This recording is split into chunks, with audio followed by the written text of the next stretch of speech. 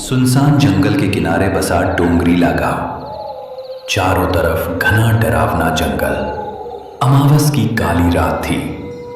पूरा गांव एक अजीब सी खामोशी की चादर में दबा पड़ा था। बस दूर जंगल से कहीं कुत्तों के भौंकने की और सूखी हवा के पत्तों की आवाजें सुनाई दे रही थी। इसी गांव के बीच में बसा था एक छोटा सा घर जिसमें भोला और उसकी पत्नी सुमन रहती थी। उस रात जब भोला रात में जंगल लकड़ी लाने जा रहा होता है। सुनो जी, आज अमावस की रात है और इस रात में भी आप लकड़ी लाने जंगल जा रहे हो। आज आप लकड़ी लाने जंगल मत जाओ, मुझे बहुत डर लग रहा है। अरे वो सुमन, तुम डर क्यों रही हो? अगर मैं लकड़ी लाने जंगल नहीं गया तो हमारे घर का खर्चा कैसे चलेगा? तुम चिंता मत करो, मैं जल्दी लकड़ी लेकर जंगल से आ जाऊंगा। पत्नी ने इतना समझाकर भी भोला रुका नहीं। वो अपनी कुल्हाड़ी हाथ में लेकर इतने रात को जंगल लकड़ी काटने निकल जाता है। दूसरी तरफ उसी गांव के बीचों बीच पुराने बरगद के नीचे बनी रामू की चाय की दुकान से धीरे धीरे बुझती अंगारों की रोशनी में चमक रही थी। उसी चाय की दुकान पे बैठे थे गांव के 4-5 लोग। उनमें रामू, मोहन, गोपाल और गांव के सबसे बूढ़े शंकर काका भी बैठे थे। अरे आज ये कुत्ते इतना क्यों भौंक रहे बे?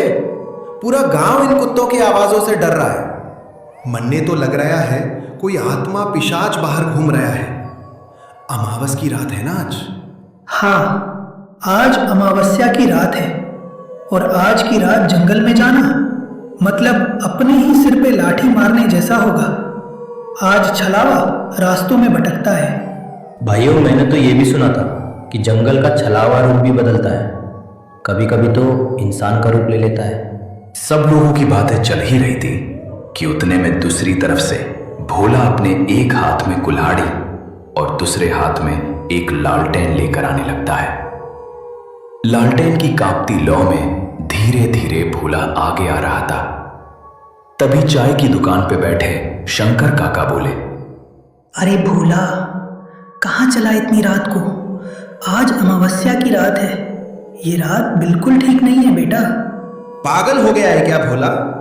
कौन आदमी अमावस की आधी रात को जंगल में लकड़ी काटने जाता है?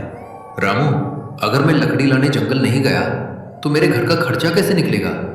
इसी वजह से मेरा काम रुकता नहीं। घर में चूल्हा जलाना है, उसके लिए पैसा लगता है। पैसों के लिए मुझे मजबूरी में लकड़ी लाने जंगल जाना पड़ता है।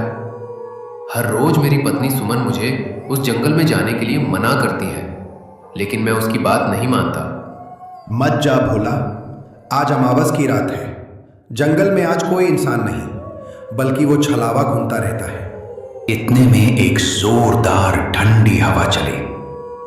लालटेन की लौ एकदम लहराई और जैसे किसी ने पास में ही हंसकर फुसफुसाया हो।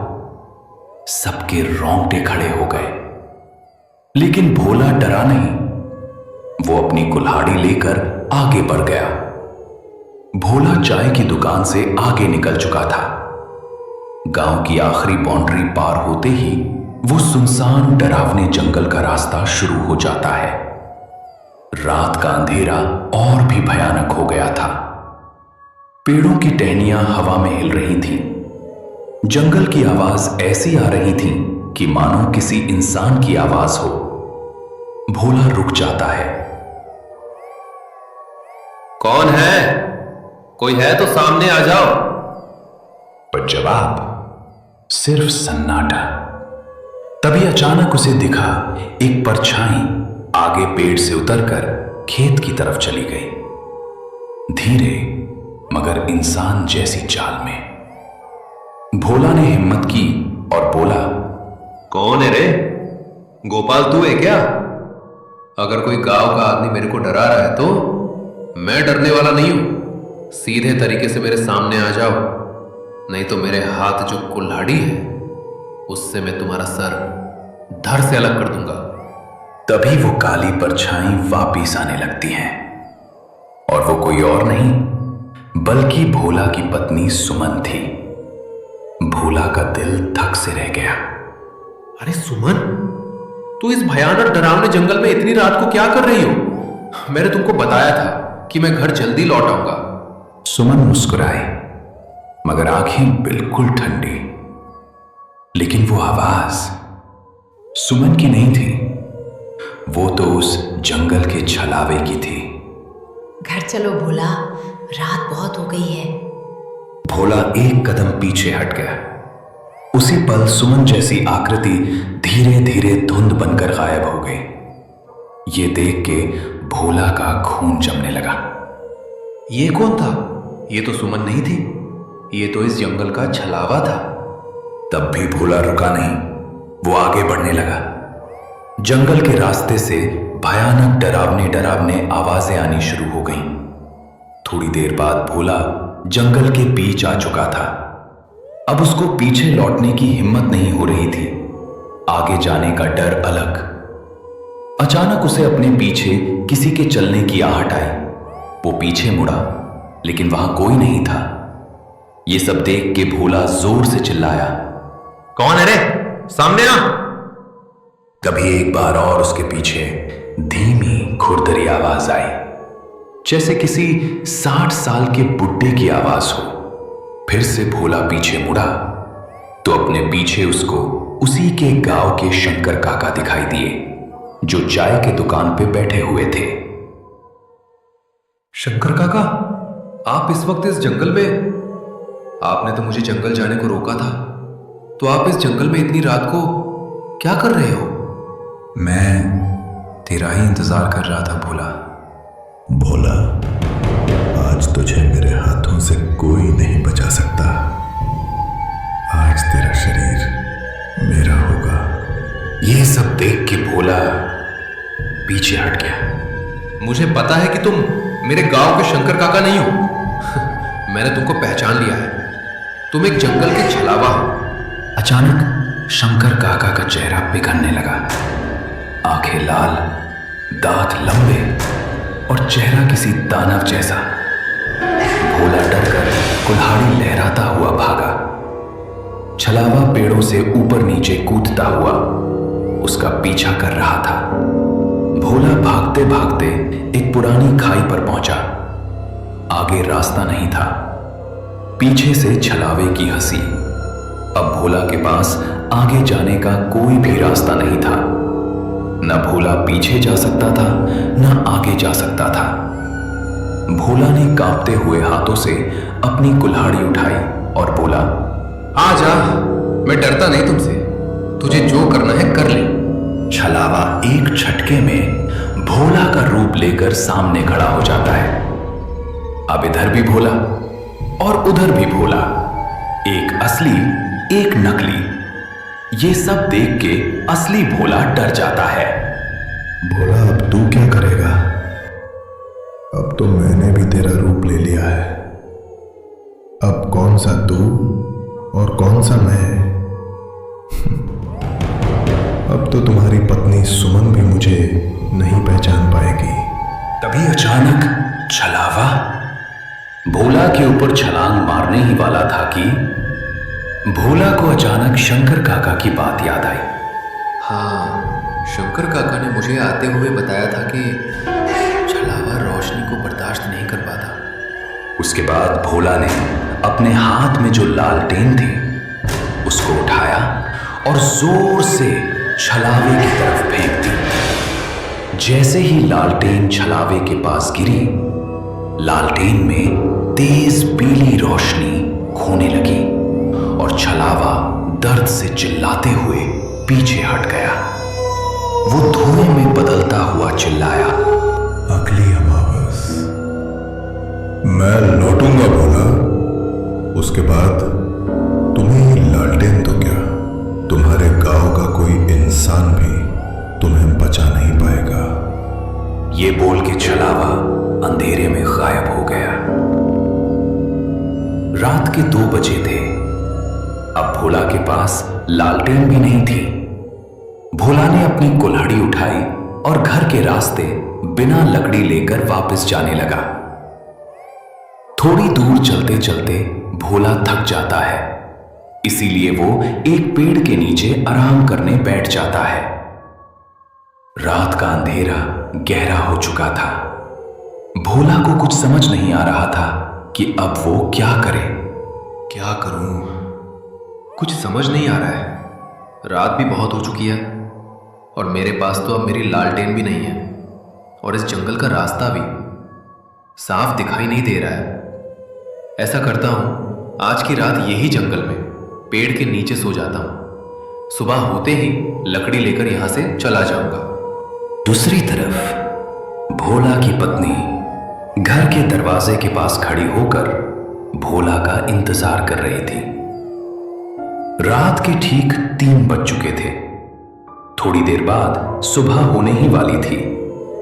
तभी सुमन खुद से बातें करते हुए बोलती है, हे भगवान, रात के 3 बज चुके हैं और अब तक ये घर क्यों नहीं लौट आए?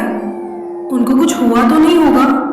अब मैं क्या करूं? घर के बाहर कुत्तों की भौंकने की और जंगल की तरफ से लोमड़ियों की आवाजें आ रही थी। उधर सुमन को नींद नहीं आ रही थी। सुमन सोते हुए भोला को याद कर रही थी। सुमन घर में इधर उधर घूम रही थी। थोड़ी ही देर में सुबह हो जाती है। सुबह होते ही सुमन गांव में जो चाय की दुकान है उसके पास आने लगती है। चाय की दुकान पे वही लोग बैठे थे जो रात को भोला को समझा रहे थे। तभी सुमन चाय की दुकान पे आ जाती है। क्या हुआ सुमन? तुम आज चाय की दुकान पे कैसे आई? सब ठीक तो है ना? नहीं शंकर काका, सब ठीक नहीं है। कल रात को भोला लकड़ी लाने जंगल गए थे, लेकिन भोला जंगल से अब तक घर आए ही नहीं। रोज तो जल्दी घर लौट आते थे, लेकिन आज क्या हुआ तो भोला घर लकड़ी लेकर आए ही नहीं। मुझे बहुत ही चिंता हो रही है। सुमन, तुम चिंता मत करो। अभी हम सब उस जंगल में जाके देखते हैं। उसके बाद सभी भोला को ढूंढने जंगल के और जाने लगते हैं। थोड़ी दूर जाने के बाद उनको दूसरे गांव का एक लकड़हारा उस जंगल में दिखाई देता है। तभी उस लकड़हारे से शंकर काका कहते हैं, बेटा, तुमने किसी आदमी को इस जंगल में देखा है क्या? वो भी तुम्हारे तरह इस जंगल में रात को लकड़ी लाने आया था, लेकिन अब तक वो घर नहीं लौटा। हाँ काका, मैंने एक आदमी को एक पेड़ के नीचे देखा था, लेकिन वो सोया हुआ था, इसीलिए मैंने उसको जगाया नहीं। वो पास में ही जो पेड़ है उसके नीचे सोया हुआ है, लेकिन वहाँ का रास्ता बहुत ही डरावना है। मैं भी लकड़ी काटने वहाँ कभी नहीं जाता। सभी लोग वहां से भोला को ढूंढने आगे जंगल के रास्ते निकल पड़ते हैं। कुछ ही दूर जाने के बाद उनको भोला एक पेड़ के नीचे सोया हुआ दिखाई देता है। सभी लोग भोला के पास जाते हैं और कहते हैं, अरे वो भोला, नींद पूरी नहीं हुई क्या? अब तुम्हारी नींद पूरी हुई होगी तो उठ जा। देखो, हम तुम्हें ढूंढने जंगल आए हुए हैं। तभी अचानक भोला की आंख खुल जाती है। भोला खड़ा हो जाता है और कहता है, तुम लोग यहाँ? क्या हुआ? सब ठीक तो है? और सुमन, तुम भी इन लोगों के साथ इस जंगल में क्यों? क्या हुआ? आप आज घर नहीं आए तो क्या मुझे चिंता नहीं होगी क्या? मैं रात भर आपकी चिंता में सो नहीं पाई और आप कह रहे हो कि क्या हुआ? सुमन, अब मैं तुमको क्या बताऊं कि मेरे साथ रात में क्या हुआ? क्या हुआ भोला तुम्हारे साथ रात को इस जंगल में? शंकर काका, अब आप लोगों को मैं क्या बताऊं? कल रात जब मैं लकड़ी लेने इस जंगल में आया ना, तो मुझे सुमन का रूप लेकर इस जंगल का छलावा मेरे सामने आया। उसके बाद वो गायब हो गया। थोड़ी देर बाद फिर से वो छलावा आपके रूप में मेरे पीछे मुझे मारने आया शंकर काका, लेकिन आपकी वजह से मैं कल रात को बच गया। आपने मुझे चाय की दुकान पे बताया था कि छलावा लालटेन की रोशनी से भागता है। मैंने मेरे हाथ में जो लालटेन थी वो छलावे के ऊपर फेंकी। उसके बाद छलावा गायब हो गया, लेकिन उसने मुझे बोला था कि वो फिर अगली अमावस की रात हमारे गांव आएगा। शंकर काका, छलावा गया नहीं है, सिर्फ कुछ दिनों के लिए गायब हो गया है। इसीलिए हम सब गांव वालों को सावधान रहना होगा। बेटा भोला, तू आज बच गया, पर वो किसी और का रूप लेकर फिर आएगा। अब चलो यहां से जल्दी। तभी सभी लोग वहां से अपने घर जाने लगते हैं।